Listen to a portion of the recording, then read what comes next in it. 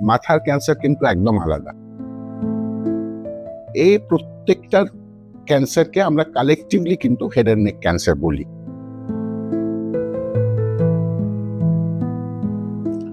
নমস্কার, আমি doctor Partha Mukhopadhyay, consultant oncologist, cancer বিশেষজ্ঞ এবং বিভাগীয় প্রধান, radiation oncology department, Ruby general hospital এবং ক্যান্সার সেন্টার। আজকে আমি আপনাদের সঙ্গে যে বিষয়টা নিয়ে কথা বলবো সেটা হচ্ছে হেড অ্যান্ড নেক ক্যান্সার।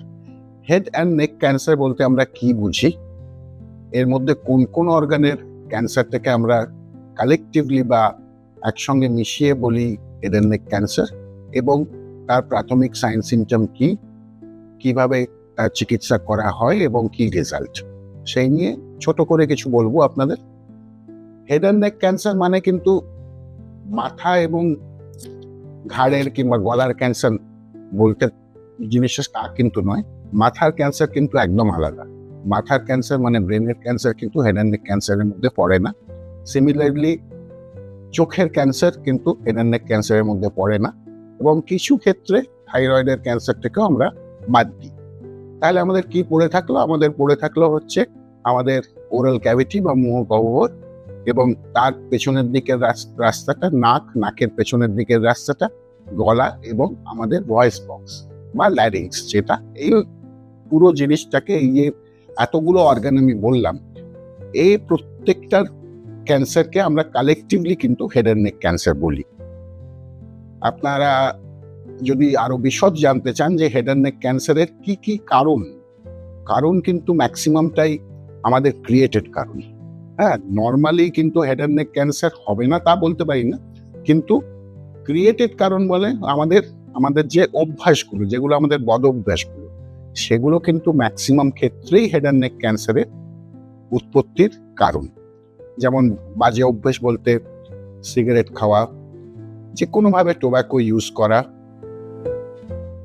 সেটা আপনার স্মোকিং হতে পারে, আপনার লোকাল গুটকা কিংবা খৈনি হতে পারে, কিংবা তার সঙ্গে মদ্যপান যদি আমি করি, তাহলে কিন্তু তার যে কিউমুলেটিভ ইফেক্টটা সেটা কিন্তু অনেক অনেক বেশি হয়। কিউমুলেটিভ ইফেক্ট মানে যদি আমি জুড়ি ব্যাপারটাকে, দুটোর আলাদা আলাদাভাবে রিস্ক ফ্যাক্টর, কিন্তু দুটোই যদি একসঙ্গে প্রেজেন্ট থাকে তাহলে কিন্তু সেটা একটা কিউমুলেটিভ রিস্ক ফ্যাক্টর হয়, সেটা কিন্তু অনেক বেশি।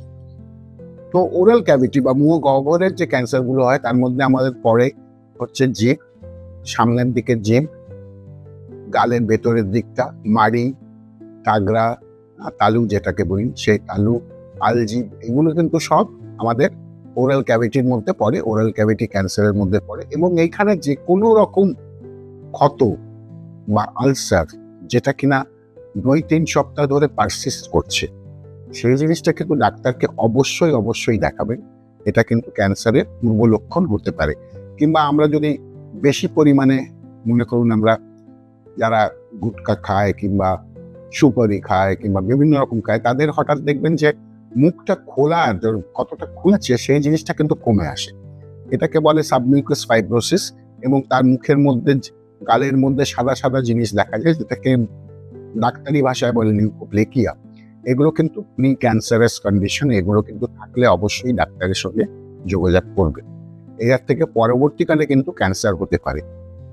এটা গেল মুখের সামনের দিকের ব্যাপার। এরপরে যে পেছনের দিকের যেটা জায়গা আসছে তাকে আমরা বলি ডাক্তারি ভাষায় ওরোফ্যারিংস। তার মধ্যে জিভের পেছনের ভাগ এবং আমাদের কিছু সেই যে আনুষঙ্গিক যে জায়গাগুলো আছে পাশাপাশি, যেমন টনসিলের পেছনে ফ্যারিংসের যে বিভিন্ন পোর্শনগুলো পড়ে, যেমন ওরোফ্যারিংস এবং হাইপোফ্যারিংস। এইগুলো কিন্তু, হাইপোফ্যারিংস মানে হচ্ছে নিচের দিকের জিনিসটা, এবং ওরোফ্যারিংস মানে হচ্ছে মুখ গহ্বরের পেছনের দিকের জিনিসটা।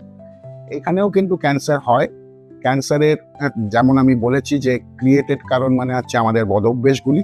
এছাড়া হাইপোফ্যারিঞ্জিয়াল ক্যান্সার কিংবা ওরোফ্যারিঞ্জিয়াল ক্যান্সারে যে আরেকটা জিনিস খুব বেশি মাত্রায় থাকে, সেটা হচ্ছে এইচপিভি ইনফেকশন। আর প্লিজ, এখানে কিন্তু এইচপিভি ইনফেকশনের একটা রোল থেকে যায়। এইচপিভি মানে হচ্ছে হিউম্যান প্যাপিলোমা ভাইরাস। যেমন সার্ভাইকাল ক্যান্সারে এইচপিভি রোল আছে, সেরকম কিন্তু ওরোফ্যারিঞ্জিয়াল ক্যান্সারেও কিন্তু এইচপিভির রোল আছে। এছাড়া আমাদের নাক এবং নাকের পেছনের দিকের জায়গা, যেটাকে আমরা নিজোফ্যারিংস বলি, এখানের ক্যান্সারকেও কিন্তু হেড অ্যান্ড নেক ক্যান্সারের মধ্যেই ধরা হয়। এবার নেসোফ্যারিঞ্জিয়াল ক্যান্সারে অনেক সময় দেখা গেছে আরেকটা ভাইরাসের প্রাদুর্ভাব থাকে, সেটা হচ্ছে ইবিভি বা ইপস্টিন বার ভাইরাস। এগুলো হচ্ছে ইনফেক্টিভ কজ, এগুলো আপনার হাতে নেই, কিন্তু যেগুলো আমার হাতে আছে সেগুলো হচ্ছে আমাদের অভ্যাসগুলো পরিবর্তন করা।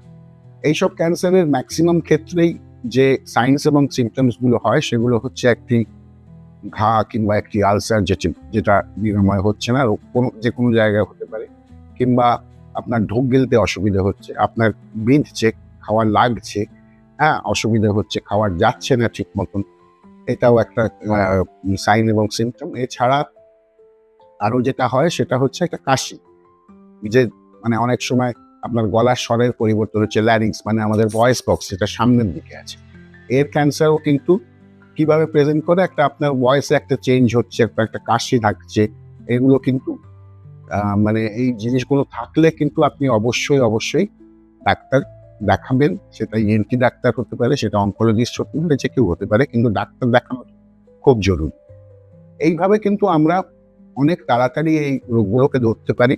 এবং সব থেকে বেশি যেটা আমি রিকোয়েস্ট করব, সিগারেট খাবেন না, মদ্যপান করবেন না, এবং ওরাল টোব্যাকো ইউজ কিন্তু একদম করবেন না। এগুলো কিন্তু ক্যান্সারের উৎপত্তি ঘটানোর জন্য ভীষণভাবে দায়ী। সেই জন্য এই রিকোয়েস্ট করে আজকের মতন বিদায় নেব। নমস্কার।